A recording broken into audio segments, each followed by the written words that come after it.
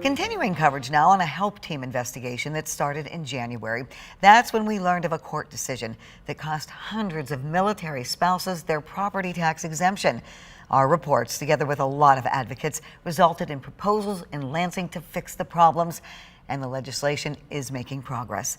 13 on your side's Charlie Tinker spoke to the woman whose case got it all started and has this update. They took my husband when he was young and healthy. And when he came back home and had problems, they turned their back on him. When Petty Officer John Lockhart was shipped home in 1969, he began experiencing blackouts or having seizures tied to chemical exposure while he served, including the one Sue believes that led to the fatal fall. We had to decide after 4 days, because the brain was still swelling after 4 days, whether to shut off life support or not. So that was an extremely difficult decision. 64 years old, and her husband was gone before his time. Another casualty of a war he fought as a much younger man. The state tax break Lockhart earned on account of his deployment would linger for around 8 more years as a so-called survivor benefit. Board of Review denied me because my husband did not live with me. It would mean years of litigation. It's been a fight. It now has affected thousands of widows and widowers. Now we're still having to fight for things that have been given and now taken away. Bonnie's benefits were also denied this year for the first time since she began collecting them. The letter Bonnie got from the tax office there cited the Lockhart case as why. My husband, Don, and I were married 36 years when he passed. He was in the service. Army vet Donald Graham had also come in contact with Agent Orange while on deployment in Vietnam.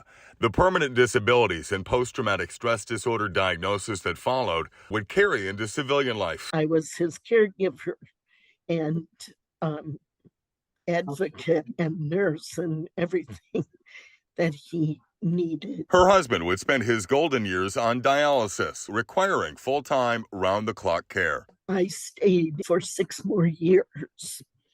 Then I moved into something that is more barrier-free for me. Bonnie made the tough decision to downsize. Tougher later when she learned that because her husband's name wasn't also on the deed. In March, I'm finding out I'm denied.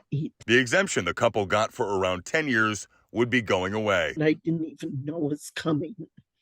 And it's huge. Bonnie was now expected to find the money somewhere. I won't be able to afford that. So it could mean that I have to move again. It's upsetting, says Sue, knowing the case that set the whole thing in motion bears the Lockhart name.